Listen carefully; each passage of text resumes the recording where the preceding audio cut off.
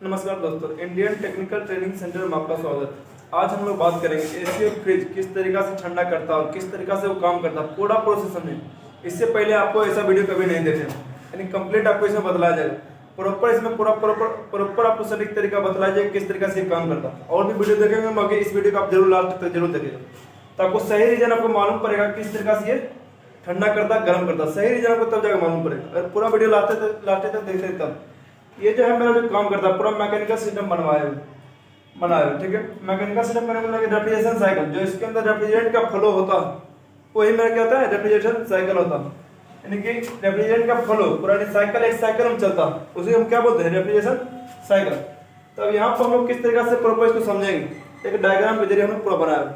फिर इसका प्रैक्टिकली भी बतलाएंगे इसी वीडियो में और थ्योरी भी इसी वीडियो में बतलाएंगे, पूरा रीजन एक एक बतलाएगा।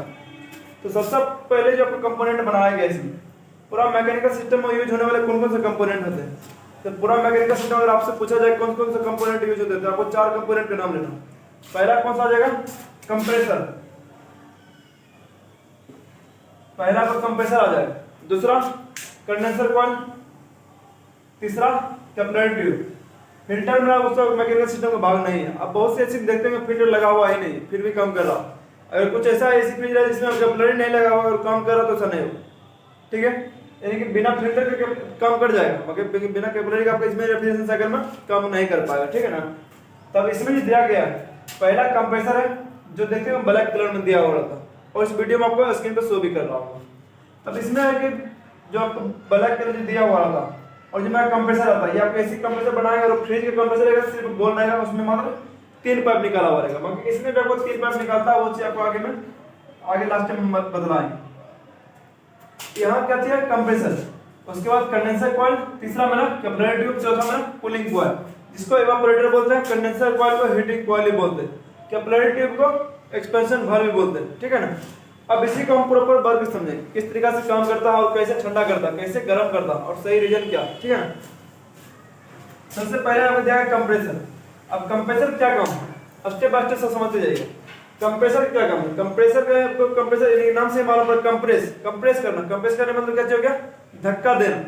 ये क्या करता है ना, सक्शन लाइन से क्या करता है, यानी गैस रेफ्रिजरेंट है तो रेफ्रिजरेंट को लेगा, एयर है तो एयर को लेगा, ठीक है ना। इसका काम है रेफ्रिजरेंट यानी गैस को लेना लो प्रेशर साइड, लेकिन लो प्रेशर लो टेम्परेचर, ठीक है ना। ये लो प्रेशर रेफ्रिजरेंट के फ्लो को यानी अंदर लेना और हाई प्रेशर में कन्वर्ट करना। यहाँ जो गैस निकलेगा मेरा वो क्या देगा, high pressure high temperature. High pressure तो लिखे, हाई टेम्परेचर क्यों लिखे वो चीज आपको आगे बता दें। इसका क्या काम है, लो प्रेशर साथ लो यानी प्रेशर लो प्रेशर के साथ रेफ्रिजरेंट या फिर गैस यूज कर सकते हैं, ठीक है। लो प्रेशर साथ गैस को लेना और उसी को हाई प्रेशर में कन्वर्ट करना, जिससे हम लोग जेट पंप यूज करते हैं या फिर प्रेशर मशीन कोई भी यूज करते हैं। वो क्या करता है, लो प्रेशर साथ लेता है और हाई प्रेशर में उसको कन्वर्ट करता है। वही मेरा ये कंप्रेसर काम करता है, लो प्रेशर में लेना और हाई प्रेशर में कन्वर्ट करना। इसी को पंपिंग प्रेशर बोला जाता है। यानी लो प्रेशर में लिया और हाई प्रेशर में जो प्रेशर साथ निकाल रहा जिस प्रेशर के साथ उसी को पंपिंग प्रेशर बोलते हैं। अगर आपसे कोई पूछा जाए कि पंपिंग प्रेशर क्या होता है तो वही लो प्रेशर और हाई प्रेशर के साथ, लो प्रेशर साथ लेना और हाई प्रेशर के साथ जो बेग रहा है उसी मेरा पंपिंग प्रेशर, जो क्षमता है इसका उस क्षमता के साथ प्रेशर जो जनरेट कर रहा है वही मेरा पंपिंग प्रेशर होता है। अगर बोलेगा पंपिंग प्रेशर कितना होता है तो आपको जवाब देना होगा कितना, 500 से 600 psi, यानी psi पाउंड पर स्क्वायर इंच, ठीक है ना। अब पाउंड psi का चाहिए तो आपको आगे बतलाएंगे, इसी वीडियो आपको छोटा सा समझ दीजिए इसे बतला देंगे आपको। पाउंड पर स्क्वायर इंच क्या होता है, psi। ये जब आपको दिया गया मानी 1 इंच की ये जगह रहा, 1 इंच की ये जगह रहा, ठीक है ना। 1 स्क्वायर इंच की ये जगह रहा, यानी कि 1 इंच सामने सामने 1 इंच, फिर 1 इंच सामने सामने 1 इंच। इसे करने मतलब psi क्या होता है, यानी कि पाउंड पर स्क्वायर इंच। एक पाउंड में क्या होता है, 453 ग्राम, ठीक है ना। 453 ग्राम आपको एक पाउंड में होता है, यानी कि पाउंड पर स्क्वायर इंच। एक पाउंड के जगह पे एक पाउंड, ये क्या बोलते हैं, 1 स्क्वायर इंच के जगह पे अगर 1 पाउंड का प्रेशर, 1 पाउंड का प्रेशर यानी कि 1 पाउंड का अगर दवा हम उस पर डालते हैं और उस कारण से जो प्रेशर उत्पन्न होता है वही में क्या चाहिए था, 1 psi कहलाता है। इसको याद कर लेना, यानी 1 स्क्वायर इंच की जगह पे 1 पाउंड का जब हम लोग दबाव देते हैं और जिससे प्रेशर उत्पन्न होता है यानी उससे जो प्रेशर उत्पन्न होता है वही में क्या चाहिए, 1 psi कहलाता है, याद कर लेना। अब इसमें जो है पंपिंग प्रेशर क्या होगा, जो इसके साथ जो कंप्रेसर क्षमता है उस क्षमता के साथ जो प्रेशर निकाला। अब प्रेशर में काहे निकालना जरूरी है, जो आपको आगे बतलाएंगे। तो 500-600 psi था, इसको हम लोग ब्लॉक कर दे और यहाँ पर मीटर के प्रेशर के मीटर लगा दे, तो मेरा 500-600 psi जाना चाहिए, तभी जाकर हम लोग समझेंगे कंप्रेसर सही है। ये भी तरीका आगे फिर बतला देंगे। ये जो निकलता है जिस लाइन के जरिए गैस को अंदर लेता है उसको क्या बोलते हैं, सेक्शन, जो हमेशा मोटा रहता है। और जिस लाइन के जरिए गैस को बाहर निकालता है तो मेरा क्या चाहिए था, डिस्चार्ज, यानी बाहर छोड़ना, तो मेरा क्या चाहिए था, डिस्चार्ज लाइन। एक मेरा सेक्शन लाइन हो गया, एक मेरा डिस्चार्ज लाइन हो गया, क्लियर। डिस्चार्ज लाइन के जरिए क्या होगा, गैस मेरा बाहर निकलेगा। जब डिस्चार्ज लाइन के जरिए गैस बाहर निकलेगा तो कहां चला जाएगा, कंडेंसर कॉइल में। डिस्चार्ज लाइन जब गैस बाहर निकलेगा तो कहां चला जाएगा, कंडेंसर कॉइल में। कंडेंसर कॉइल के जरिए जब गैस अंदर जाएगा, यानी डिस्चार्ज लाइन से निकला कंडेंसर कॉइल में गया। अब जब कंडेंसर कॉइल में जाए तो किस फॉर्म में रहेगा गैस, ये मेरा देखना जरूरी रहता। अब डिस्चार्ज लाइन से जो निकला मेरा कंडेंसर कॉइल में जाएगा तो यहाँ पर जरूरत है बहुत, यहाँ पर हाई प्रेशर लिखे हैं, हाई प्रेशर, यहाँ पर हाई टेम्परेचर भी लिखे हैं। तो हाई टेम्परेचर यहाँ पर लिखने का कारण क्या है, तो यहाँ पर हाई टेम्परेचर होता है किस कारण से, कितना गर्म होता है, पहले ये चीज लिख दे। तो नॉर्मली 80 से लेकर डिस्चार्ज लाइन जब भी आप छुएंगे, जब इसमें गैस भरा हुआ रहेगा तो 80 से लेकर के 105 डिग्री सेल्सियस अलग अलग गैस का अलग अलग टेम्परेचर हो सकता है, ठीक है। यहाँ पे एवरेज आपको लिख दिया, अलग अलग गैस के अनुसार सारा गैस का मिक्सचर आपको लिख दिया। 80 से लेकर के मान लिया अगर 8 है तो 80 डिग्री सेल्सियस भी गर्म हो सकता है, और 85 भी, 90 भी। अगर वही 410-32 कर दी तो वो हाईली प्रेशर होता है। हाईली प्रेशर में वहाँ पर हाई टेम्परेचर और ज्यादा हो जाता है, जिस कारण से वहाँ पे 105 डिग्री सेल्सियस भी पहुंच जाएगा डिस्चार्ज लेकर। अगर आप छुएंगे तो आपको महसूस होगा पूरा पूरा, ठीक है। डिस्चार्ज लेकर छुए पतला वाला पाइप, क्लियर ना। अब यहाँ डिस्चार्ज लेकर निकल कहाँ जाए, कंडेंसर कॉइल में। अब डिस्चार्ज लेकर गर्म कहाँ होगा, गर्म होने का कारण क्या है, तो उसका जो मेन कारण है, सबसे पहला जो मेरा कंप्रेसर काम कर रहा, इलेक्ट्रिकल सिस्टम, इसके अंदर इलेक्ट्रिकल सिस्टम के कारण जो हीट पैदा हो रहा, उस वो हीट में डिटर्जेंट के साथ बाहर निकल रहा। पहला हीट तो वो है। और दूसरा हीट जो है आपका, इसके अंदर जो मैकेनिकल सिस्टम, रोलर सिस्टम जो काम कर रहा, वो भी हीट में क्या होता है, बाहर निकलता, वो भी हीट, दूसरा हीट वो मिला हो गया। तीसरा हीट क्या है, जो रूम का अंदर का टेम्परेचर, जो रूम का, जिससे रूम का अंदर गर्म हो रहा, अब वहां पर जो ठंडा कर रहा है एसी, तो उसका ठंडा जा कहां रहा, जो ठंडा कर रहा, रूम को जो ठंडा कर रहा, तो उस रूम का गर्मी कहां जा रहा, यानी हीट, जैसे एनर्जी, हीट और जो ठंडा, हीट जो है मेरा वो एक तरह से एनर्जी है, और एनर्जी कभी भी बर्बाद नहीं होता।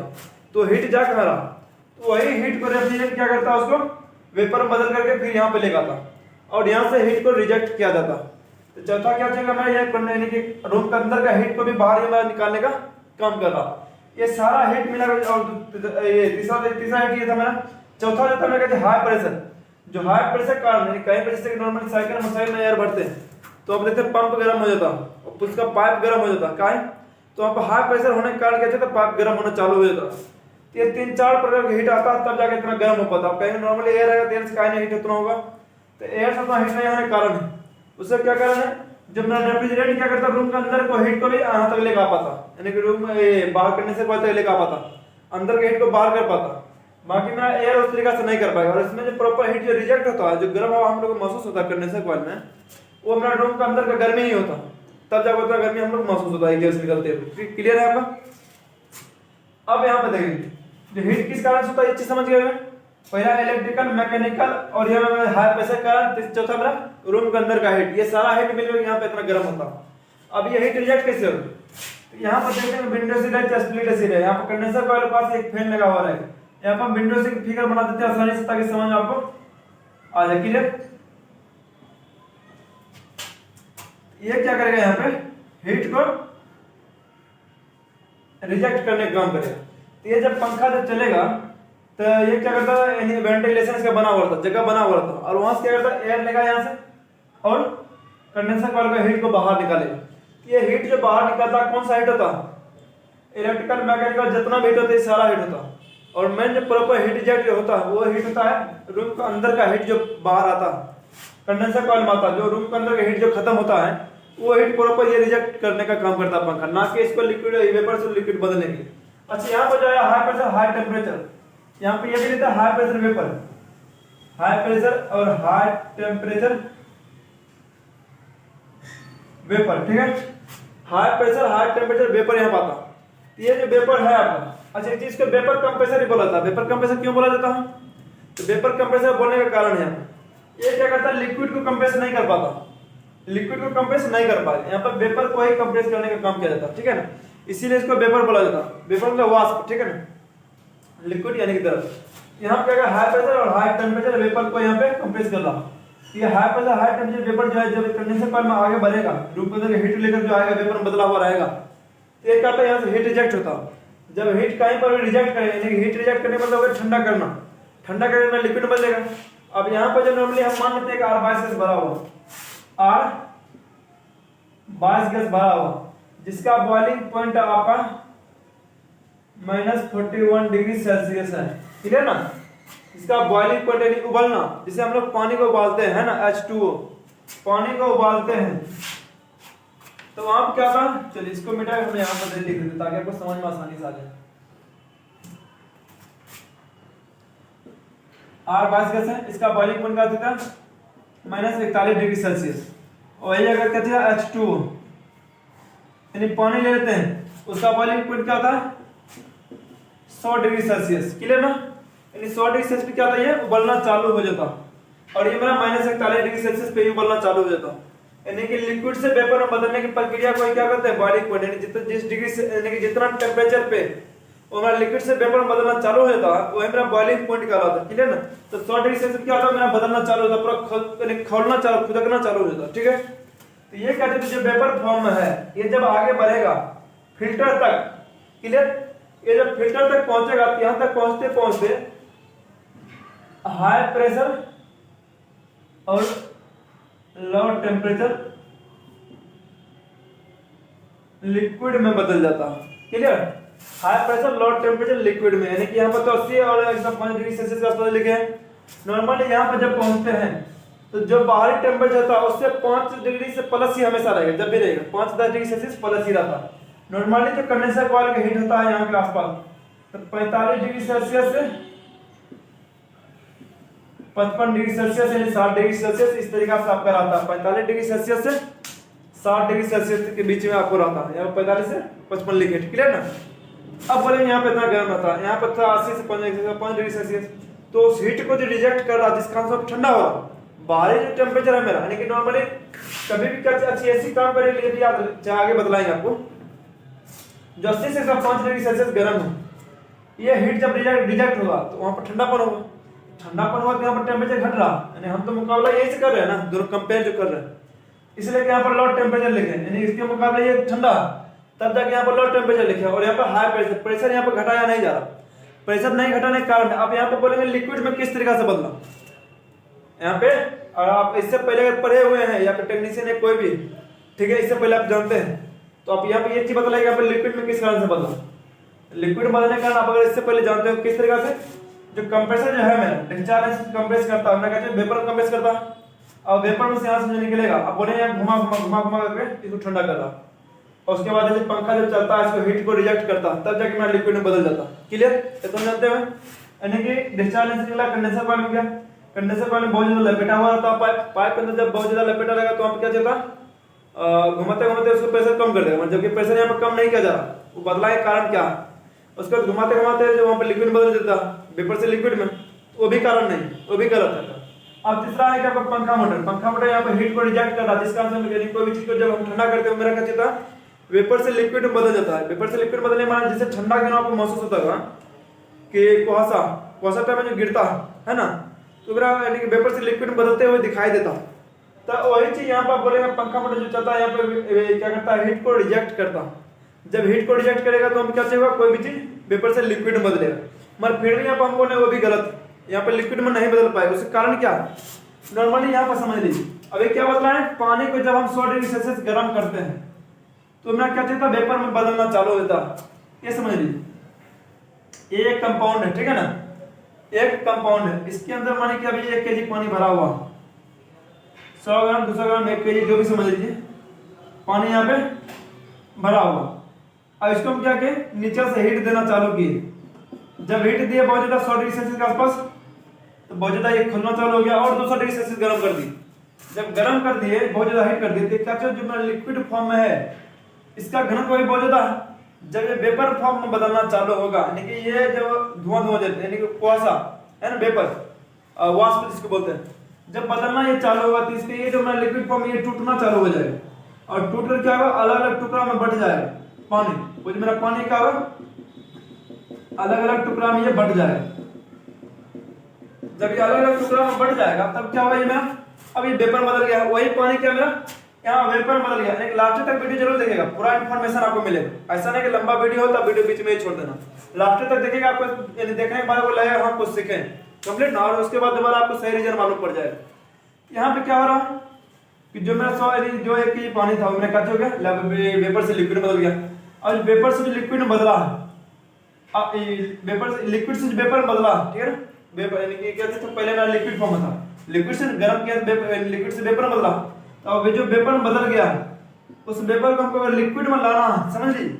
यहाँ पर क्या वेपर फॉर्म में गैस मेरा वेपर फॉर्म में, और वेपर फॉर्म में से यहाँ तक पहुंचते पहुंचते लिक्विड फॉर्म बदला, ठीक है। तो लिक्विड फॉर्म बदलने के कारण क्या, तो वही क्या समझा रहे हैं हम, बदला है जो कि फैन मोटर ये भी मेरा लिक्विड में नहीं बदलता ठंडा करके, और ये पाइप जो घुमा घुमा ये भी मेरा लिक्विड फॉर्म में नहीं बदलता, एकदम 100% 100% ये सही है, ठीक है। वो नहीं बदलता, वो सिर्फ इतना काम करता है, ये बाहरी टेम्परेचर जो है, बाहरी टेम्परेचर की सहायता से सिर्फ रूम का जो टेम्परेचर जो गर्मी है उसको यहाँ पर रिजेक्ट किया जाता है, और प्रेशर का जो हीट होता है उसको गर्म हवा वहां से बाहर निकाला जाता है, ठीक है ना। सिर्फ वहां गर्मी को बाहर रिजेक्ट, गर्मी को बाहर निकालने के लिए काम करता, ना कि वहां पर लिक्विड में बदलने के लिए। अब लिक्विड में बदलने के कारण आपको बदलाते हैं क्या प्रॉपर सही, क्या सही रीजन क्या, सही रीजन जब पहले इसका उदाहरण नहीं बताया, उदाहरण ये समझ लीजिए, फिर आगे आपको समझ में आ जाएगा, ठीक है। लास्ट तक जरूर देखना। तो अब यहाँ पर जो है आपकी क्या चीज, पानी में 100 degree Celsius 100 degree 150 degree Celsius जब गर्म किए तो यहाँ पर क्या हुआ मेरा लिक्विड में बदलना चालू हो, लिक्विड से वेपर में बदलना चालू हो। जब वेपर में बदल गया और हम यहाँ पर आग को बंद कर दी, खत्म कर दी, कि फिर से मेरा लिक्विड में बदल जाएगा, नहीं बदलेगा। तो फिर से लिक्विड में बदलने के लिए नॉर्मली जो हम क्या करेंगे, इसको देखते हैं ठंडा के मौसम में, उस समय नॉर्मली 8 से लेकर 12 डिग्री सेल्सियस के आसपास गर्म रहता है, नॉर्मली इतना सभी जगह रहेगा। तो जब 8 से 12 डिग्री सेल्सियस जब गर्म रहता है ना, तो उसमें हम लोग को बहुत ज्यादा ठंडा महसूस होता है, और उसी से मैं आपको कहता हूँ वेपर से लिक्विड बदलते हुए कुहासा, कुहासा जिसको बोलते हैं, जो पानी पानी टाइप हो जाता है दीवार पे और नीचा कई दीवार पे और सभी जगह जो कुहासा दिखता है, तो मैं क्या कहता हूँ वेपर से लिक्विड में बदलते हुए नहीं पानी टाइप हमको बनते हुए दिखाई देता है। तो 8 से 10 डिग्री सेल्सियस पे, 12 डिग्री सेल्सियस पे, क्लियर ना। इतना कुछ सोचिए मेरा ये लिक्विड बदला, कितना डिग्री 100 डिग्री सेल्सियस ये वेपर बदला। अगर लिक्विड बनाना है फिर से हमको 8-10 डिग्री सेल्सियस को क्या चीज करना पड़ेगा, टेम्परेचर डाउन करके 8-10 डिग्री सेल्सियस यानी कि 8-10 गुना इसको कम करना पड़ेगा, जिस बॉइलिंग पॉइंट है उससे 8-10 गुना कम करेंगे तब जाकर क्या होगा ना, लिक्विड में बदलेगा, क्लियर ना। तो वही लिक्विड में जब बदलेगा तब जाकर क्या होगा, तो वही लिक्विड यानी आप क्या हुआ 8 से 10 गुना आपको कम करना पड़ा टेम्परेचर, तब जाकर लिक्विड बदला। मगर यहाँ पर जो बदला है आपको, जो यहाँ पर R22 गैस है, इसके अंदर जो मेरा गैस यूज किया जाता है R22 गैस, R22 हो गया, R410 ये हो गया, R32 हो गया, R290 हो गया। इस सबके सब जो मेरा रेफ्रिजरेंट है जो मैं हम एसी में यूज करते हैं। अगर फ्रिज की बात करें तो फ्रिज में जो है आपका R134A, R600A, R12HC, ये सारा गैस यूज किया जाता है। नॉर्मली हम यहाँ पर बात करते हैं एसिड गैस के बारे में। अगर फ्रिज की गैस की बात करेंगे वो भी इसमें सारा गैस समझ लीजिए, सारा गैस आपको इसी के अंतर्गत आ जाएगा, ठीक है ना।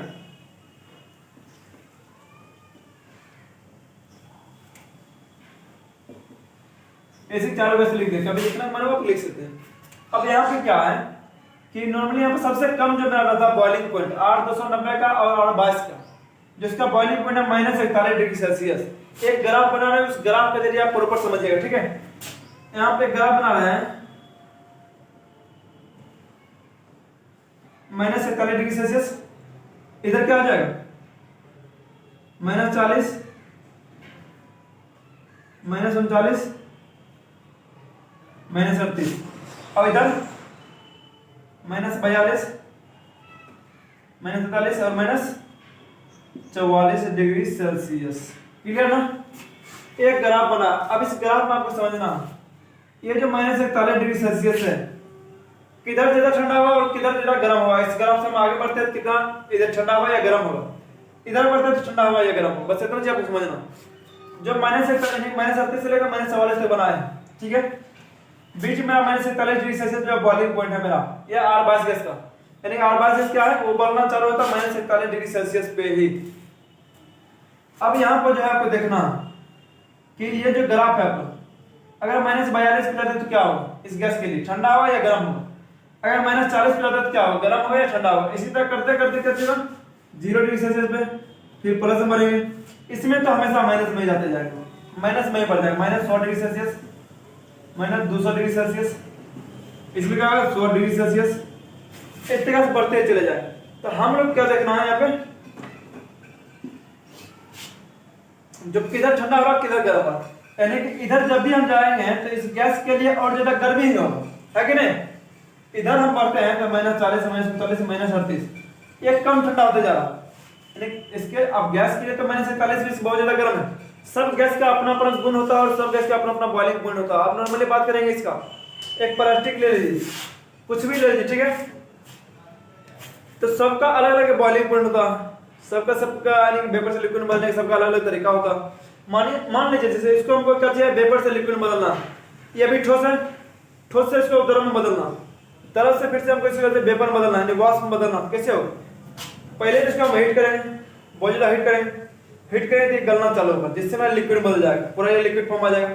फिर से गर्म करेंगे, देखा वो धुआं बन जाएगा, यानी कि वेपर बदलना चालू हो जाएगा, गैस में बदल जाएगा। क्लियर ना? इसका सबका अपना अपना गुण होता है। तो उसी तरह में ये R22 कैसा है, तो इसका गुण क्या होता है, -41 डिग्री सेल्सियस पे ये क्या होता है, वो बढ़ना चालू हो जाता है।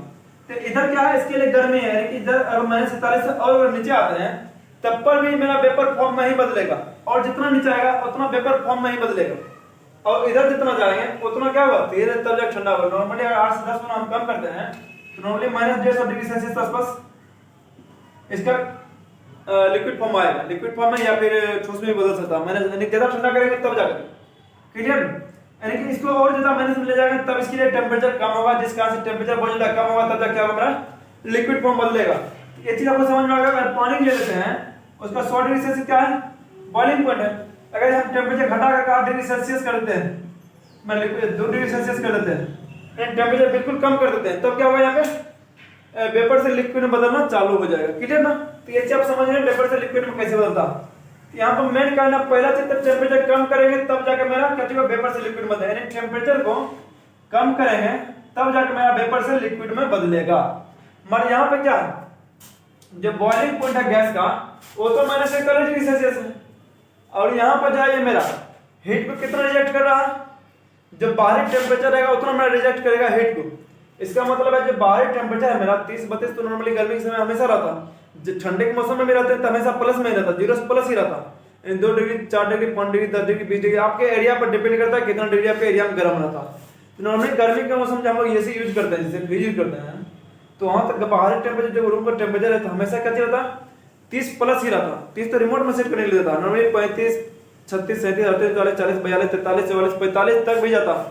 नॉर्मली हम लोग जैसे बिहार में पटना में वहां पर क्या चाहिए, नॉर्मली 40-42 तक चले जाता, 44 43 तक चले जाता। इसमें क्या जाता है 50% एसी बंद होना चालू होता है, काहे यानी सब कुछ सही है मगर फिर भी 50% एसी बंद होना चालू हो जाता खुद ब खुद, सब कुछ सही होने के बावजूद, वोल्टेज सही है, कैपेसिटर सही, कनेक्शन सही है, लूज कनेक्शन भी नहीं है, सर्विसिंग में ओके है, छांव में भी रखा हुआ, सब कुछ ओके है, तब पर भी मेरा क्या जाता ट्रिप होना चालू होता 50% एसी। क्यों? उसका कारण जो आगे भी बतलाएंगे आप। यहाँ पर जो हीट को रिजेक्ट करेगा ये मेरा पंखा, तो कितना हीट को रिजेक्ट करेगा, जितना बाहरी टेम्परेचर है तो उससे तो कम लेके नहीं जाएगा। मानिए अगर बाहरी हवा है 40 डिग्री सेल्सियस या फिर मान लीजिए 30 मान लीजिए या 20 मान लीजिए, अगर 30 डिग्री सेल्सियस बाहरी हवा गर्म है तो 30 डिग्री सेल्सियस का हवा इससे टकराएगा, और यह है 60 डिग्री सेल्सियस गर्म, जो आपको यहाँ पे लिखे हुए हैं, ये मानिए 60 डिग्री सेल्सियस गर्म है, तो यहाँ पर 30 डिग्री जब हवा टकराएगा तो इसको क्या करेगा, हीट को कम करेगा, हीट को कम करेगा।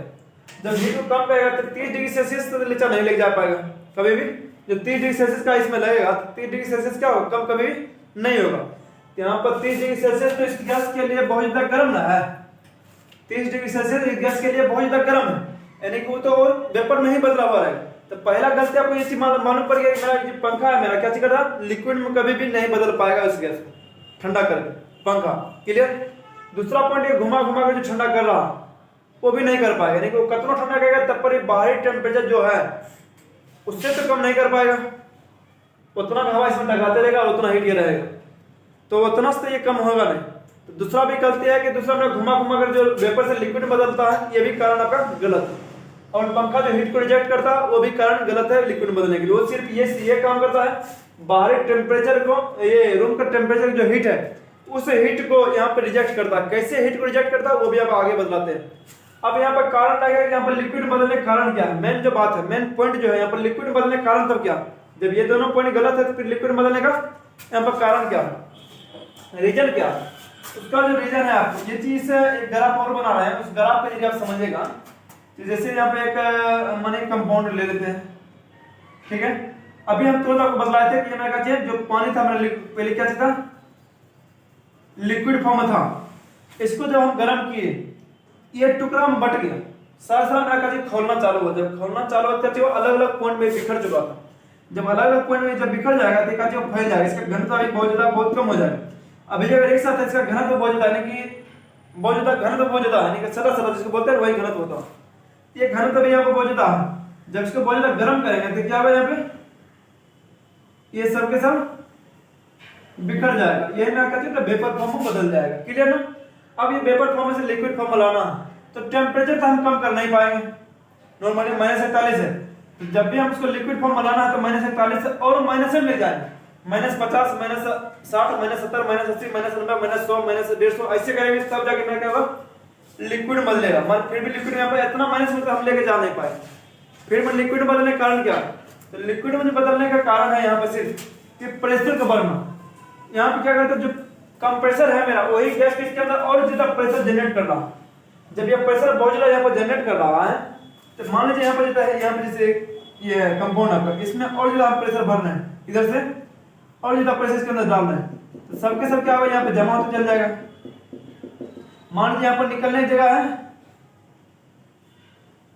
यहाँ पर 4 आदमी जाने का, निकलने की जगह मात्र 1 आदमी का। तो यहाँ पर अंदर तो जा रहा 4 आदमी, मन निकल पा रहा है 1 आदमी। तो यहाँ पर क्या होगा, 3 आदमी इसके अंदर जमा हो जाएगा। जब जमा हो जाएगा 100 आदमी का होगा, यहाँ पे जनसंख्या बहुत ज्यादा हो जाएगी और सबके सब आपस में ये सटना चालू हो जाएगा।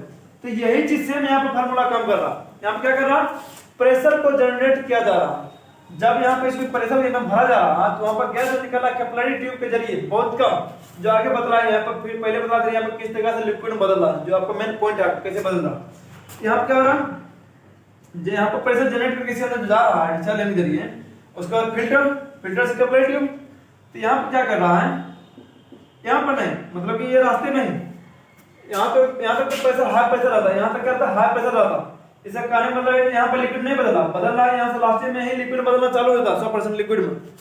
ये चीज आप समझ, ये नहीं समझेगा फिल्टर में जाकर लिक्विड में बदलता, उससे पहले ही आपको लिक्विड में बदल जाता है। क्लियर ना, लास्ट तक में पूरा लिक्विड में बदल जाता है। तो यहाँ पे क्या कर रहा कि प्रेशर बहुत ज्यादा होने के कारण ये जो कण है आपस में वहां पर सटना चालू होता। अब मानेंगे इसको, अब मान लीजिए जैसे ये पूरा ब्लॉक है, चलिए समझाने के लिए आपको बता रहे हैं। मान लीजिए पूरा क्या है, ब्लॉक है। जब ये पूरा ब्लॉक, इसका मतलब क्या चाहिए, हम इसको जब आपस पूरा किसी कारण से कंपाउंड को हम क्या करेंगे, छोटा कर दें। इस कंपाउंड को मानिए जो एरिया है, इस एरिया को हम छोटा कर दें, और ये जो फैला हुआ तो जब छोटा करेंगे दाबेंगे इसको, ये सबके सब आपस में सटना चालू हो जाएगा। जब ये फिर से आपस में सटना चालू हो जाए तो मेरा फिर से लिक्विड में नहीं बदल जाएगा। अगर मान लीजिए इसको 1000 टुकड़ा कर देते हैं, 1000 टुकड़ा बिखर गया, अगर फिर से हम इसको सटा दे इसी में आपस में, फिर से ये ठोस फॉर्म में नहीं आ जाएगा, इसे ठोस फॉर्म आ जाएगा। यही चीज जो 1000 टुकड़ा हुआ है पानी का, अलग अलग वेपर फॉर्म में बदला हुआ, अगर इसको फिर से दबा दे प्रेशर में, हाई प्रेशर में, तो फिर से आपस में जब सट जाएगा फिर से लिक्विड फॉर्म हमको दिख जाएगा। यहाँ पर वही कारण हो रहा, जो वेपर है तो वेपर में क्या कर रहा, प्रेशर और ज्यादा बढ़ाया जा रहा। जब प्रेशर यहाँ पर हाई प्रेशर हो रहा है, इसीलिए यहाँ पर लिखा हाई प्रेशर लो टेम्परेचर, इसलिए लो टेम्परेचर लेके यहाँ पर हीट को रिजेक्ट कर रहा, मगर प्रेशर यहाँ पर घटाया नहीं जा रहा। क्यों नहीं घटाया जा रहा, आगे जो कैपिलरी लगा हुआ प्रेशर यहाँ पर प्रेशर को होल्ड कर दे रहा। अगर सेम साइड पाइप कर देते तो प्रेशर आगे रिलीज हो जाता, निकल जाता आगे, और यहाँ पे क्या होता कि लिक्विड फॉर्म में नहीं बदलता, आगे मेरा बढ़ जाता, प्रेशर भी डाउन होता और टेम्परेचर भी डाउन हो जाता। मतलब प्रेशर को यहाँ पर बनाए रखने के लिए कैपिलरी ट्यूब आगे पर लगाया जाता। ठीक है ना। अब आगे यहाँ पर आपको समझ में आ गया यहाँ पे कहते हैं लिक्विड बदलने क्या कारण है, यहाँ प्रेशर को ज्यादा बढ़ाया जा रहा है, प्रेशर को बढ़ाया जा रहा है, जिसका उसका कण आपस में सट जा रहा है। गन लास्ट में कहीं पर नॉर्मली एक पाइप ले लीजिए, इसी तरह हम प्रेशर डाल रहे हैं, पानी की पाइप जा रहे हैं और हम यहाँ पर दबाते हैं, सबसे पहले यहीं से प्रेशर हाई चालू होता है। जहां पर सबसे ज्यादा प्रेशर होगा वहीं पर लिक्विड में बदलना चालू हो जाएगा। ये चीज आपको याद कर लेना। क्लियर। लिक्विड में बदलने का कारण क्या है, यहाँ पर हाई प्रेशर, लिक्विड में बदलने का कारण क्या है, यहाँ पर हाई प्रेशर। ठीक है ना, याद कर लेना। अब अगर यहाँ पे लिक्विड में लास्ट तक में कंडेंसर को लास्ट तक जब पहुंचेगा क्या होगा, प्रॉपर ये लिक्विड में बदल जाएगा। अब ये लिक्विड कहाँ पहुंचता है, फिल्टर में। फिल्टर समझ देगा, किसी में नहीं भी देगा, एसी फ्रिज में खैर देगा ही देगा, किसी ले जाएगा उसमें चौकी प्रॉब्लम बहुत ज्यादा आता है, उसे कैपिलरी ट्यूब बहुत ज्यादा पतला रहता है। यहाँ पे हीट को रिजेक्ट करता है, इसीलिए इसको हीटिंग कॉइल भी कहते हैं, याद करना। अब यहाँ पे क्या होगा, जब यहाँ से आएगा मेरा फिल्टर में, तो फिल्टर क्या काम करता है, फिल्टर को नाम से ही मालूम पड़ रहा है, फिल्ट्रेशन, फिल्टर साफ करना है ना, फिल्टर साफ करना।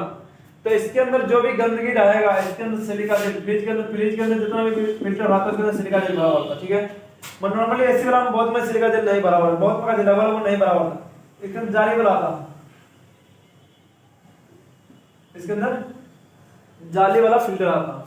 तो जाली वाला फिल्टर क्या करता है, जो भी नमी आएगा यहाँ पर रोक लेता, शुद्ध लिक्विड को आगे जाना देता। शुद्ध लिक्विड क्यों आगे जाना जरूरी है, ये चीज आपको समझना जरूरी है। इसलिए कि जब इसके आगे जब कुछ भी नमी या कण के रूप में जो भी गंदगी आएगा, वो जब इस मुंह पे आएगा कैपिलरी ट्यूब के पास, तो कैपिलरी ट्यूब काफी पतला होता है। जब काफी पतला होगा तो उसके मुंह पर चला जाएगा, तो अब क्या होगा, तो मुंह ब्लॉक हो जाएगा। जब ब्लॉक हो जाएगा तो ये साइकिल इसका पूरा चल नहीं पाएगा।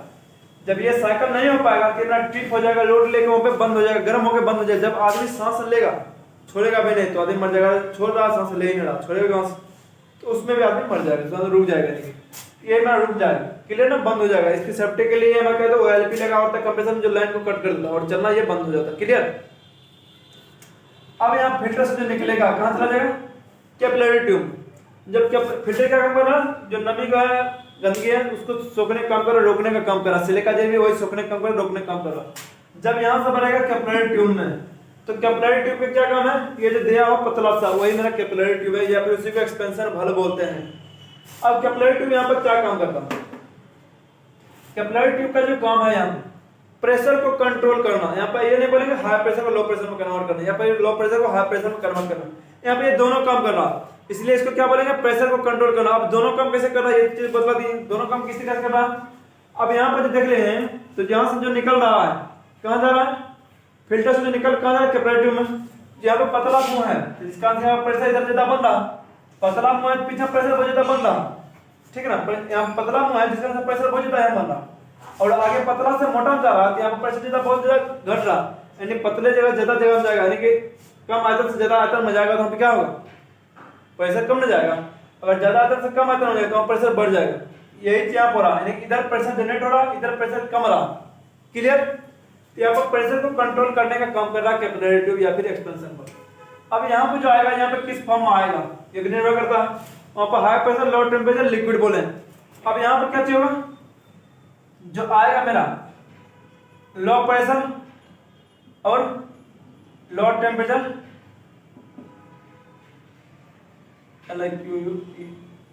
लिक्विड, ठीक है। Low pressure low temperature liquid में यहाँ पर आएगा। अब लिक्विड में यहाँ पे इनपुट होगा मेरा क्या चुका, यहाँ पे फिर से मेरा वेपर बदलना चालू हो जाएगा। वेपर बदलना क्यों चालू हो जाएगा, नॉर्मली अभी तुरंत आपको ये उदाहरण देकर समझाए थे, एक कंपाउंड में प्रेशर बनाए थे तब क्या होता है, यहाँ पे लिक्विड में बदला था। अगर इसमें से कुछ रिलीज कर दें, रिलीज करेंगे तो क्या होगा, इसका बॉइलिंग बहुत ज्यादा है, उबलना बॉइलिंग वेपर बहुत ज्यादा है।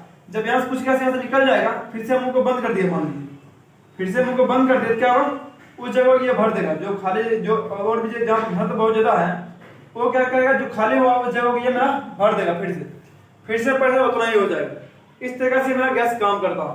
इसका कहने इसको जगह मिलेगा ज्यादा, ये मेरा क्या होगा, लिक्विड से वेपर बदलना चालू हो जाएगा। पहला पॉइंट ये रहेगा। दूसरा मेरा वेपर से ये लिक्विड से वेपर में कैसे बदलेगा, रूम का अंदर का हीट जब मिलेगा, रूम के अंदर जब हीट इसको मिलेगा, तो नॉर्मली ये चीज याद कर लीजिए, कहीं पर भी हाई प्रेशर होगा अगर तो वहां पर हाई टेम्परेचर हो जाएगा, अगर लो प्रेशर होगा तो लो टेम्परेचर हो जाएगा। यहाँ पर जो लिखे हैं आपको लिखे हैं, यहाँ पर दोनों चीज लिखे हैं, यहाँ पर हाई प्रेशर हाई टेम्परेचर लिखे हैं, फिर यहाँ पर हाई प्रेशर लो टेम्परेचर का लिखे हैं। यहाँ पर कंपेयर इसके साथ करना है, जिस कारण से यहाँ पर लो टेम्परेचर लिखे हैं, ना कि इसके साथ करना है, ठीक है। अब जो यहाँ से आएगा मेरा, तो मैं क्या लो प्रेशर लो टेम्परेचर के साथ लिक्विड में आएगा, और वो लिक्विड जब आगे चलेगा, यहाँ पर स्प्रे करने क्या कर रहा है, कैपिलरी ट्यूब स्प्रे करने का काम कर रहा हूँ। जब यहाँ से आगे बढ़ेगा मेरा कूलिंग कॉइल में आएगा, कूलिंग कॉइल में क्या रूम के अंदर का एयर इसके साथ टकराता है, ये ब्लोवर लगा होता है, यहाँ पर फैन हम चिन्ह बना दिए, यहाँ ब्लोवर बना हुआ है, क्या करता है, रूम के अंदर का एयर लेता है और इसमें सबसे पहले टकराता है, तो यहाँ पे इसको मिटा दे रहे हैं, देखते हैं विंडो एसी रहे चाहे स्प्लिट एसी रहे, कूलिंग कॉइल के बाहर क्या दिया जाता है, ये मेरा फिल्टर लगाता है।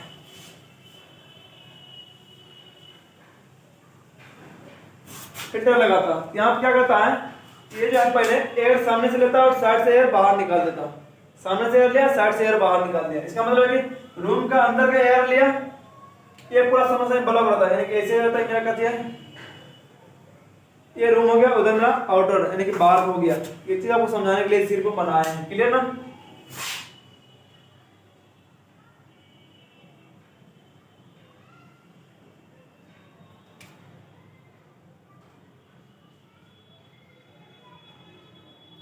अब इसमें आपको समझना, तो सबसे पहले रूम के अंदर जब एयर लगा तो यहाँ पे क्या किया, बोले एसी क्या काम है, तो आप क्या बतलाएं, रूम का टेम्परेचर कंट्रोल करना है ना। रूम का टेम्परेचर कंट्रोल करना। अब वहाँ पर गर्मी क्या होता है, गर्म का हॉट एंड कोल्ड जो होता है तो गर्म करने का भी काम कर रहा, जहाँ पर ठंडा जो होता है ठंडा करने का भी काम कर रहा। तो इसलिए हम क्या बोलेंगे, रूम का टेम्परेचर को कंट्रोल करना, अगर आरसी यूज करना है तब। और क्या काम करता हूँ, तो वहाँ पर रूम क्या करता है, एयर फिल्ट्रेशन का भी काम करता है। एयर फिल्ट्रेशन काम कैसे करता है, यहाँ पे क्या मतलब है, यहाँ पर जाली लगा हुआ होता है जिसको फिल्टर हम लोग बोलते हैं। यहाँ पे जो एयर लगा, तो एयर सबसे पहले जाली टकराएगा, जाली टकराएगा, उसके बाद जो है कूलिंग कॉइल पे क्या रहता है, ढेर सारा फिंस लगा हुआ रहता है ना। इस तरीका से ढेर सारा आपका फिंस लगा हुआ रहता है।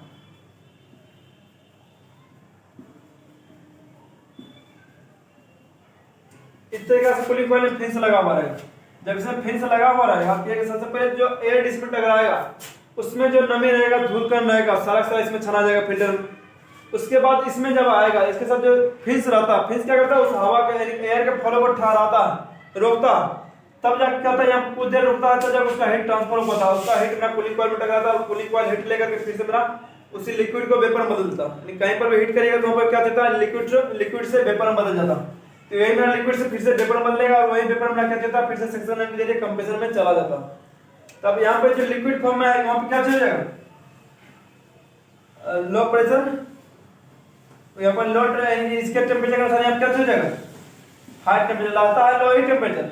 और यहाँ पर करते हैं इसके मुकाबले अगर करते हैं तो यहाँ क्या चल जाएगा, हाई टेम्परेचर। यहाँ पर नॉर्मली क्या चल जाता है, 2 से 3 डिग्री सेल्सियस। अगर सेक्शन के पास जब पहुंचते हैं तो यहाँ क्या चल जाता है, 10 से 12-15 डिग्री सेल्सियस के आसपास यहाँ पर आ जाता है। इसको हाई, इसके मुकाबले हाई टेम्परेचर, बाकी सब के मुकाबले लो टेम्परेचर ही रहेगा। इसलिए यहाँ पे लो प्रेशर गैस यहाँ पर आएगा, प्रेशर लो है, इसके मुकाबले लो प्रेशर। प्रेशर तो यहाँ पे जितना रहेगा उतना अनुसार यहाँ बढ़ते जाएगा। जैसे जैसे यहाँ पे टेम्परेचर लेते जाएगा वहाँ पे क्या होगा, प्रेशर कुछ बढ़ेगा और टेम्परेचर भी वहाँ पे बढ़ते जाएगा। यहाँ पे क्या होगा, तो फिंस क्या करता है, उस अंदर के एयर में जब इसमें टकराता है वहाँ पे एयर कुछ देर रुकता है, तो कूलिंग कॉइल में टकराता है। जब कूलिंग कॉइल में टकराता है तो जो रेफ्रिजरेंट है लिक्विड फॉर्म में, वो मेरा क्या होता है, गर्म होना चालू होता है। जब गर्म होगा वो मेरा इसका ठंडा हिंदी उसके अंदर ठंडा भी होगा, तो वो हीट क्या चलता है, उसको हमारा जो वेपर लिक्विड फॉर्म है उसको वेपर बदलेगा।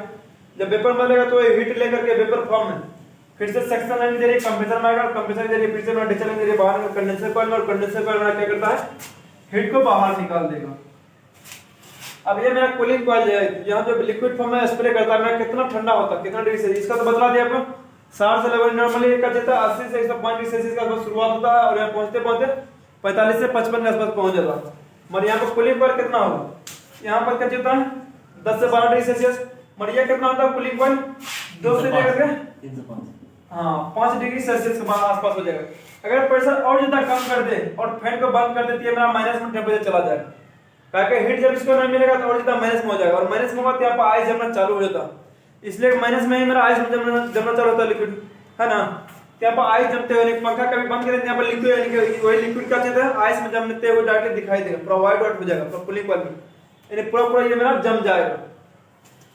और फिर से मैं लिक्विड है जो है यहाँ फिर से क्या होगा, मेरा ये वेपर बदल जाएगा। इसलिए आप क्या होगा, वेपर में ही आपका इनपुट होगा और लो प्रेशर लो टेम्परेचर के साथ वेपर में इनपुट होगा और हाई प्रेशर हाई टेम्परेचर का आउटपुट होगा यहाँ पे। क्लियर। इस तरीका से पूरा मेरा रेफ्रिजरेशन साइकिल जो है ये काम करते रहता। पहला पॉइंट क्या है, कंप्रेसर जो कंप्रेस करने का काम करेगा, कंडेंसर कॉइल का हीट को रिजेक्ट करने का काम करता है, और ये चौथा तीसरा पॉइंट क्या है, कैपिलरी ट्यूब जो अपना प्रेशर कंट्रोल करने का काम कर रहा है, और चौथा पॉइंट मेरा कूलिंग कॉइल जो मेरा रूम के हीट को बाहर निकालने का काम कर रहा है, यानी कि रूम के हीट को लेगा और वहां पर ठंडापन छोड़ेगा। ठीक है ना, रूम के हीट को एग्जॉर्ब करेगा और वहां पर ठंडापन छोड़ेगा, तब जाकर क्या था, रूम मेरा ठंडा हो पाता, और वही हीट को लेकर के फिर से कंडेंसर पर बाहर निकालते रहता। इस तरीका से पूरा मेरा मैकेनिकल सिस्टम काम करता। अब इसका आपको प्रैक्टिकली दिखलाते हैं इसमें किस तरीके से ये बनावट रहता और किस तरीके से ये काम करता। अगर आपको यही सब चीज़ कहने होम अप्लायंस का जितना भी आपको रिपेयर करने के लिए सीखना है, इसे एसी का, फ्रिज, वॉशिंग मशीन, गीजर, आर, ये सब कुछ आपको ट्रेनिंग आपको दिया जाएगा पूरा प्रैक्टिकल और थ्योरी के साथ। ये मेरा दूसरा रूम है जहाँ पर पढ़ाई जो होता है, ठीक है ना। प्रॉपर एक प्रैक्टिकल लैब बना हुआ है। यहाँ पर प्रैक्टिकल लैब ये मेरा नहीं है, मेरा प्रैक्टिकल लैब पूरा ग्राउंड फ्लोर पे है। ये हम ऊपर में वीडियो बना रहे हैं, ठीक है ना। तो यहाँ पर किस तरीके से पूरा मैकेनिकल सिस्टम रहता है ये चीज़ आपको समझाने के लिए यहाँ पे एसी के पास लेकर आए हैं। तो यहाँ पर देखेंगे पूरा आपको समझ में आ जाएगा किस तरीके से ये काम करता है। तो आपको वीडियो को लास्ट तक जरूर देखना, पूरा आपको समझ में आ जाएगा। सबसे पहला पॉइंट जो आपको बतलाए थे कि सेक्शन और डिस्चार्ज लाइन कैसे पता चलेगा, तो यहाँ पर देखेंगे पूरा विंडो से आपको दिया हुआ है। तो पूरा देखेंगे पूरा मैकेनिकल सिस्टम इसमें दिया हुआ है। इलेक्ट्रिकल सिस्टम को बाहर निकाले हुए, पहले पूरा मैकेनिकल सिस्टम बतलाते हैं, फिर आपको इलेक्ट्रिकल सिस्टम आगे अगला वीडियो में बतलाएंगे। तो यानी मैकेनिकल सिस्टम पूरा शुरू से लेकर लास्ट तक आपको खत्म ही कर देना। इसमें पहुंचेंगे तो चारों पार्ट के बारे में आपको बतलाएंगे किस तरीके से ये काम करता है। तो सबसे पहला जो पॉइंट आपको क्या चाहिए, कंप्रेसर। जो ये आपको क्या चाहिए, कंप्रेसर आपको दिया गया है। अब कंप्रेसर में क्या चाहिए कि दो पाइप आपको दिख रहा है, ये मेरा तीनों टर्मिनल है जिससे पावर सप्लाई देकर कॉमन नहीं है स्टार्टिंग है, ठीक है। पावर सप्लाई देकर इसको चालू करना है। इसको जब स्टार्ट करते हैं, इस पर जब सप्लाई देंगे और ये जब स्टार्ट होगा मेरा क्या चाहिए, इसमें दो पाइप आपको दिख रहा, एक ये पतला दिख रहा और एक मेरा दूसरा क्या चाहिए, मोटा दिख रहा। इसमें क्या चाहिए बतलाते, जो पतला वाला पाइप रहता है मेरा डिस्चार्ज पाइप रहता है, और मोटा वाला पाइप मेरा सेक्शन पाइप, जिसको रिटर्निंग पाइप भी बोलते हैं। तो यहाँ मेरा क्या चाहिए, जब इसमें लाइन देंगे तो डिस्चार्ज लाइन से क्या चाहिए, हाई प्रेशर और हाई टेम्परेचर के साथ मेरा क्या चाहिए, वेपर फॉर्म में ये बाहर निकलेगा गैस। जब यहाँ से गैस बाहर निकलेगा तो मेरा कहाँ चला जाएगा, ये मेरा कंडेंसर कॉइल में चला जाएगा। जब ये कंडेंसर कॉइल में चला जाएगा तो यहाँ जो पंखा मोटर है क्या करेगा, हीट को रिजेक्ट करने का काम करेगा। क्लियर ना। तो यहाँ पे हीट को रिजेक्ट करने का काम करेगा। जब यहाँ पे ये पंखा चलेगा तो हीट क्या होगा, यहाँ पे हीट रिजेक्ट होगा। हीट जब रिजेक्ट होगा यहाँ से, तो इसका मतलब ये नहीं कि वहाँ पर लिक्विड में बदल देगा। लिक्विड में बदलने के कारण आपको पूरा हम थ्योरी में पूरा बतला है। वहाँ पर क्या चाहिए, लिक्विड में बदलने के कारण हाई प्रेशर जनरेट करके उसको मेरा लिक्विड में बदला जा रहा, ना कि हीट रिजेक्ट करके। यहाँ पे क्या चाहिए, डिस्चार्ज लाइन से निकलेगा कंडेंसर कॉइल में, कंडेंसर कॉइल में जाकर पूरा घूमते हुए लास्ट तक पहुँचेगा। लास्ट मतलब यहाँ तक पहुँचेगा, ठीक है ना, यहाँ जो निकल रहा लास्ट में। क्लियर। तो ये जब पंखा चलेगा उस हीट को रिजेक्ट करेगा। वो हीट कहाँ से आता है, कंप्रेसर, इलेक्ट्रिकल कारण, मैकेनिकल सिस्टम कारण, रूम के अंदर का हीट और हाई प्रेशर के कारण। क्लियर। ये सारे हीट को यहाँ से रिजेक्ट करते रहेगा। और ये गर्म कितना होता है, जब इसको छुएंगे या फिर गर्म हवा महसूस करेंगे, नॉर्मली 45+ ही रहता है हमेशा। क्लियर। जब मेरा कंडेंसर कॉइल से मेरा यहाँ जो निकलेगा लास्ट में, वो कहाँ पहुँचता है, फिल्टर में। जो आप ये फिल्टर आपको दिख रहा होगा। क्लियर। ये फिल्टर आपको दिख रहा होगा। तो फिल्टर में आएगा तो फिल्टर क्या काम है कि अंदर में जो भी नमी रहेगा उसको सोखने का काम करेगा, जो भी गंदगी रहेगा उसको सोखने का काम करेगा। और यहाँ से जब निकलेगा फिल्टर से तो कैपिलरी ट्यूब में, कैपिलरी ट्यूब क्या काम करेगा, प्रेशर को कंट्रोल करने का काम करेगा। यहाँ तक जब पहुँचेगा मेरा लिक्विड फॉर्म बनेगा। अब कैपिलरी ट्यूब क्या करेगा, प्रेशर को कंट्रोल करने का काम करेगा। अब यहाँ जो निकलेगा मेरा कहाँ चला जाएगा, कूलिंग कॉइल में। कैपिलरी ट्यूब से जो आएगा, कैपिलरी ट्यूब देखें कूलिंग कॉइल में, रूम के अंदर आपको यहाँ पर आते हुए दिखाई दे रहा होगा, ठीक है ना। जब रूम के अंदर आएगा तो मैं कहते हैं ये मेरा कूलिंग कॉइल लगे। पूरा प्रैक्टिकल करते करते पूरा इस फिंस को तिरछा कर दिया। ये मेरा फिंस है जो आपको दिख रहा होगा, ये मेरा लंबा दिख रहा है, जो ये मेरा ये फिंस है जो पूरा मोड़ दिया। तब यहाँ पर क्या चाहिए, जब फिंस में आ गया तो ये जो कूलिंग कॉइल यहाँ पर देखें लपेटा हुआ पूरा दिखाई दे रहा होगा। तब कूलिंग कॉइल में जब आएगा तो यहाँ पर क्या चाहिए होगा, लिक्विड फॉर्म में इंटर करेगा। और जब लिक्विड फॉर्म में इंटर करेगा कैपिलरी ट्यूब से कूलिंग कॉइल में, तो उसमें क्या चाहिए, वेपर बदलना चालू हो जाएगा। और रूम के अंदर क्या चाहिए करता है, ये जो ब्लोवर है मेरा यहाँ पर दिख रहा होगा, खुले हुए पूरा पार्ट खुला हुआ। इसको जब घुमाएंगे इस तरीके से घूमेगा, क्या करेगा, इधर से एयर लेगा, यानी अंदर से एयर है, सामने से एयर लेगा। सामने जब एयर लेगा तो इसके सामने पहले फिल्टर कैबिनेट लेता है, कैबिनेट के बाद फिल्टर लेता है। फिल्टर से जरिए जब एयर अंदर जाएगा तो पहले फिल्टर धूल कण को रोकेगा, उसके बाद ये मेरा फिंस रोकेगा। फिंस रोकने में यही मेरा गंदगी होता है, तब जाकर मेरा सर्विस करना पड़ता है। तो ये मैं क्या चाहिए था, फिंस को क्या चाहिए यहाँ पे कि एयर को कुछ देर ठहराव करेगा, तब जाके यहाँ पर हीट को रिजेक्ट कर पाए, हीट को यहाँ पे एक्सेप्ट कर पाएगा। और वहाँ पर क्या करेगा, कूलिंग को वहाँ पर छोड़ेगा और हीट को लेकर के मेरा लिक्विड से वेपर में बदलेगा। और यहाँ जब जाएगा मेरा कहाँ चला जाएगा, फिर अंदर आएगा यार, यानी कि यहाँ जब एयर निकलेगा ठंडा एयर निकलेगा। अगर इसमें जब टकराएगा, जैसे गर्म हवा अगर इसमें टकराएगा तो ये ठंडा रहता है 2 से 3 डिग्री सेल्सियस, 5 डिग्री सेल्सियस, जैसा वैक्यूम है उसके अनुसार ठंडा रहेगा गैस के अनुसार, ठीक है। जब इसमें टकराएगा तो पूरा ठंडा हो जाएगा। जब हवा इसमें टकराएगा तो वो भी ठंडा हो जाएगा। और वो जब ठंडा हो जाए तो वही एयर क्या हुआ, यहाँ पर आएगा और वो एयर ये बराबर क्या करेगा, आगे की ओर धक्का देगा, आगे की ओर मेरा घुमाएगा। जब आगे की ओर आएगा तो कहते हैं इसके जरिए, इसको एयर वेंटिलेशन सिस्टम बोलते हैं। अब कोई पूछेगा कि पूरा ऐसे कितने सिस्टम मिलकर काम करता, तो वहाँ पे आप क्या बतलाएंगे, वहाँ पर बोलेंगे आप 3 सिस्टम मिलकर काम करता। 3 सिस्टम कौन कौन सा? एक तो हो जाएगा मेरा मैकेनिकल सिस्टम। पहला जब मैकेनिकल सिस्टम जो गैस का फ्लो जो चल रहा है उसको मैकेनिकल सिस्टम बोलते हैं, यानी कि रेफ्रिजरेंट के फ्लो जहाँ जहाँ जा रहा है वो मेरा मैकेनिकल सिस्टम हो गया। दूसरा क्या हो जाएगा? Electrical system. जैसे लाइन दिया इसको तब जाकर चलना चालू हुआ, फैन मोटर को लाइन दिया तब जाकर चलना चालू हुआ, ये मेरा क्या हो गया? जहाँ जहाँ लाइन यानी विद्युत काम हो रहा है उस सबके सब इलेक्ट्रिकल सिस्टम हो गया। तो यानी कि एक मैकेनिकल, दूसरा इलेक्ट्रिकल, अब तीसरा कौन सा? तीसरा एयर वेंटिलेशन सिस्टम यानी एयर फ्लो सिस्टम, यानी एयर के यहाँ से लिया फिर वही एयर को यहाँ से घुमा के फिर रूम के अंदर दिया। अब यहाँ पे यहाँ से एयर लिया और इसको हीट को रिजेक्ट किया, ये मेरा एयर वेंटिलेशन यानी कि एयर फ्लो सिस्टम इसको बोला जाता है। क्लियर ना? ये 3 तरह से पूरा एसी बना हुआ, तीन कंपोनेंट मिलकर। ये किस तरीके से रहता है? अब यहाँ से आया, इसमें कैसे करेगा? जब हवा टकराएगा तो हवा ठंडा होगा, वही हवा क्या करेगा? यहाँ से निकालेगा। जब यहाँ से हवा निकालेगा तो कितना डिग्री के आसपास रहेगा? इसी को ग्रिल टेम्परेचर बोला जाता है। अगर स्प्लिट ऐसी बात करें, वहाँ जो दिया हुआ उसको फ्लैप के जरिए यहाँ से जो इसके जरिए जो ठंडा हवा आएगा तो वो क्या चाहता है? 8 से 12 डिग्री सेल्सियस के आसपास, वहाँ पे 10 से 12 डिग्री सेल्सियस के आसपास जो मेरा ठंडा हवा बाहर निकलता है उसको ग्रिल टेम्परेचर बोला जाता है। यहाँ जो जब ठंडा हम महसूस करेंगे वो 10 से 12 डिग्री सेल्सियस रहेगा, उसको क्या बोलेंगे? ग्रिल टेम्परेचर बोलते हैं। जब सही प्रॉपर ठंडा करेगा 10 से 12 रहेगा। क्लियर ना? तब यहाँ पर जब कूलिंग कॉइल में जो इंटर किया वही में इंटर करने के बाद देखेंगे नीचे जो सबसे नीचे से निकल रहा मेरा, सबसे नीचे जो निकल रहा मेरा मोटा पाइप। क्लियर ना? ये वाला मोटा पाइप ये इंटर किया कैपिलरी ट्यूब से, फिर लास्ट में मेरा कूलिंग कॉइल में गया। कूलिंग कॉइल से मेरा आउटपुट जो निकल रहा लास्ट में वेपर फॉर्म में बदल करके सेक्शन लाइन के जरिए, वही सेक्शन लाइन आपको यहाँ पर दिख रहा होगा। क्लियर? वही सेक्शन लाइन में आपको यहाँ पे दिख रहा होगा। कंप्रेसर के एक्यूमुलेटर में, एक्यूमुलेटर क्या करता है? किसी कारण से अगर लिक्विड फॉर्म आ गया तो लिक्विड फॉर्म डायरेक्टली अंदर जाएगा ही नहीं कंप्रेसर के अंदर, उसको वेपर में बदल के ही अंदर डालेगा। वेपर में बदलेगा तभी मेरा क्या जाएगा? कंप्रेसर के अंदर जाएगा। और यही तरीका पूरा कंपोनेंट चलते रहता है, यानी चारों सारे यही साइकिल जो है मेरा चलते रहता है। कंप्रेसर से कंडेंसर कॉइल, कंडेंसर से फिल्टर कैपिलरी होते हुए कूलिंग कॉइल, कूलिंग कॉइल से फिर सेक्शन लाइन के जरिए फिर से कंप्रेसर अंदर। ये एक साइकिल हमेशा चलते रहता है, इसीलिए इसको रेफ्रिजरेशन साइकिल बोला जाता है। अगर वीडियो अच्छा लगे तो लाइक और सब्सक्राइब जरूर करिएगा।